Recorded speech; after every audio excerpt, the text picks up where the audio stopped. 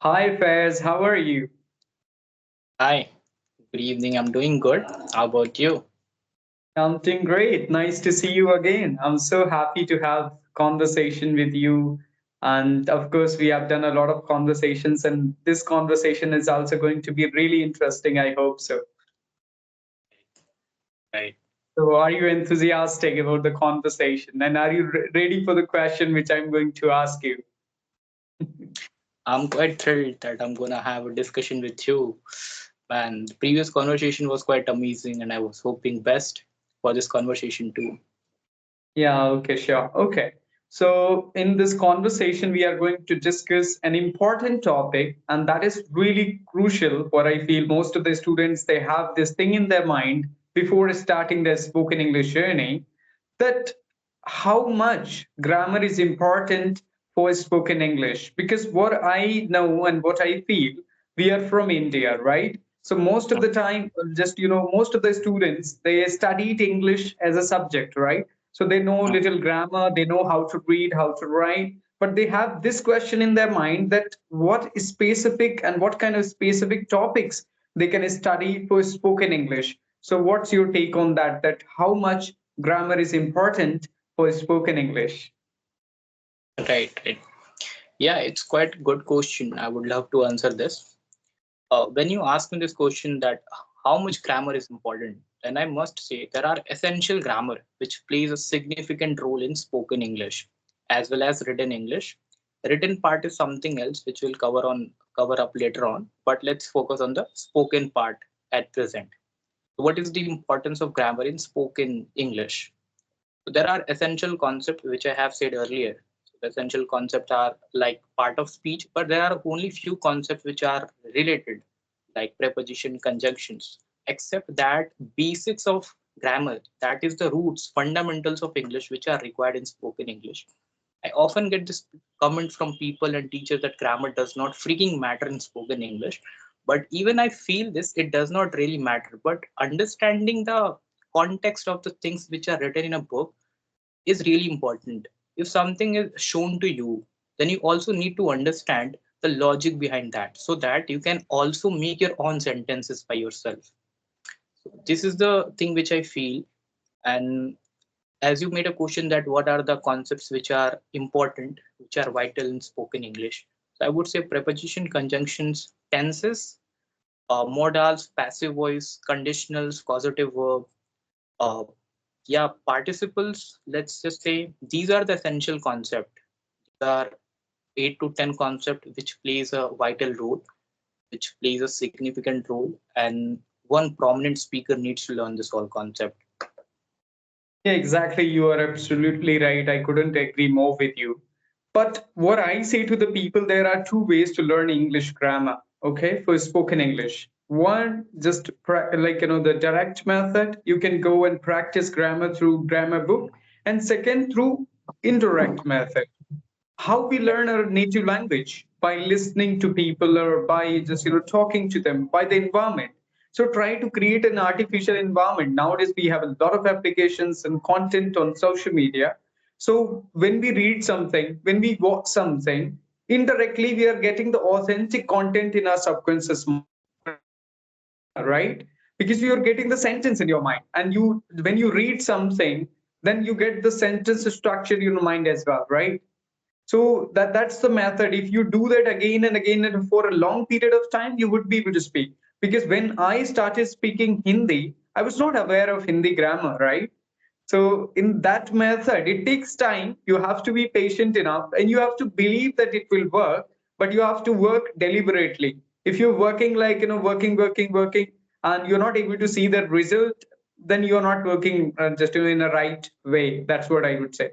And second thing, I came across a lot of people who will say that they have been practicing grammar for 5 years and 10 years. But that's totally wrong. That you are totally deep dive into grammar, but you're not focusing on, you're not speaking to the people. You're practicing for spoken English, but you're not speaking English. Then how can you speak English? Yeah, grammar is important. Give some time, 30 minutes, 40 minutes. Give the beginning stage, maybe you can practice for a few months. Then try to speak as well along with your grammar practice. If you're only practicing grammar and hoping that you would be able to become a wonderful speaker like an American, I think that's not going to be true. So only you can dream for becoming a speaker. So do you think, is it right to go very deep, dive into grammar for years and years and not speaking to people? Would it help? No, no. Okay, I'll tell you this. Yeah, that's Mhm. okay. I would love to respond in this manner.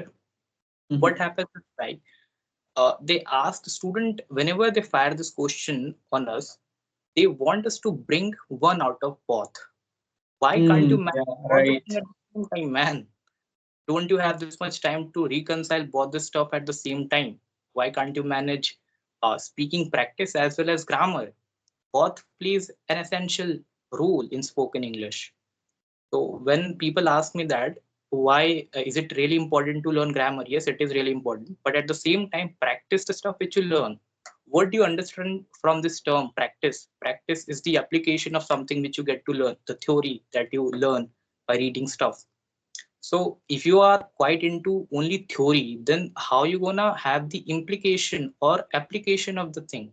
Practice is something which you'll apply.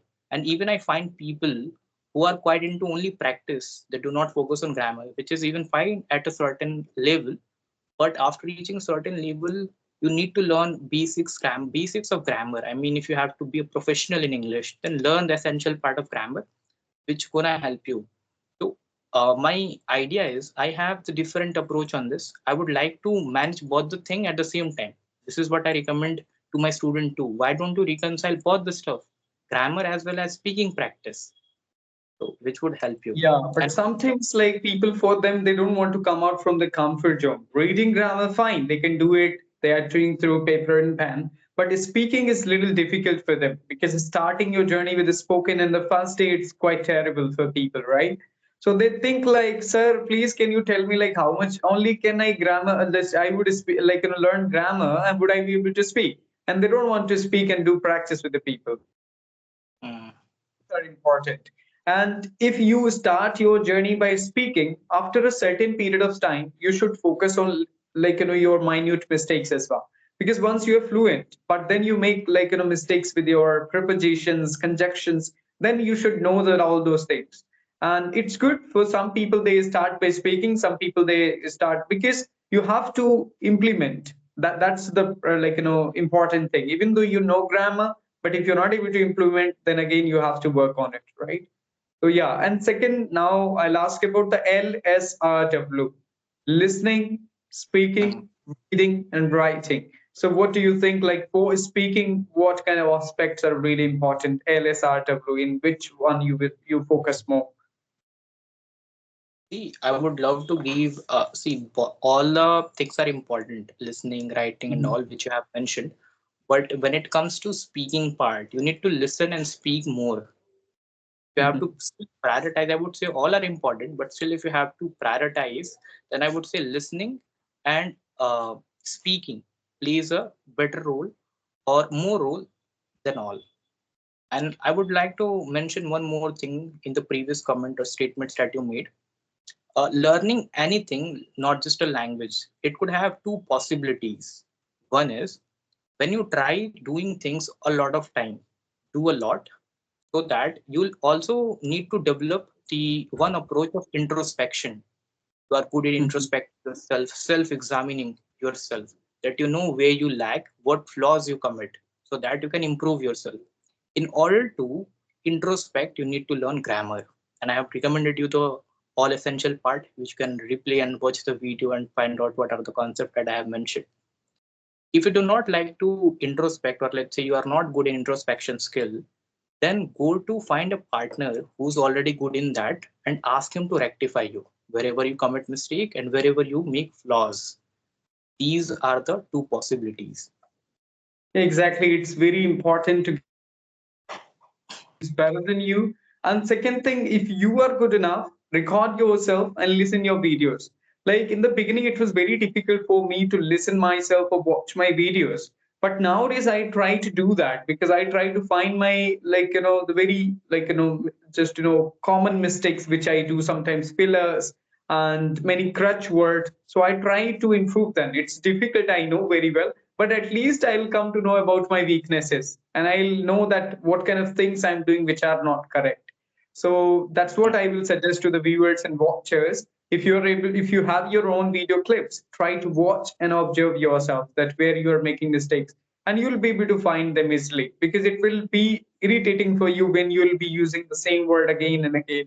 So that's how I felt, and I realized, yeah, okay. So you said, as you said about the listening and the speaking, of course, one thing we have to take as an input, and one thing we have to just go forward with as an output. So listening is input and speaking is output.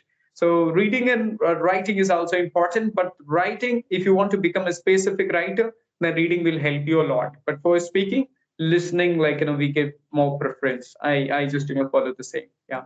So, okay, thank you so much. Many, many thanks to you, Faiz. Again, it was a great conversation and great discussion about many important questions, two important questions specifically, which are really difficult for people to understand that how to work on them. Thank you Okay, for thank you so much. Many, many thanks to you.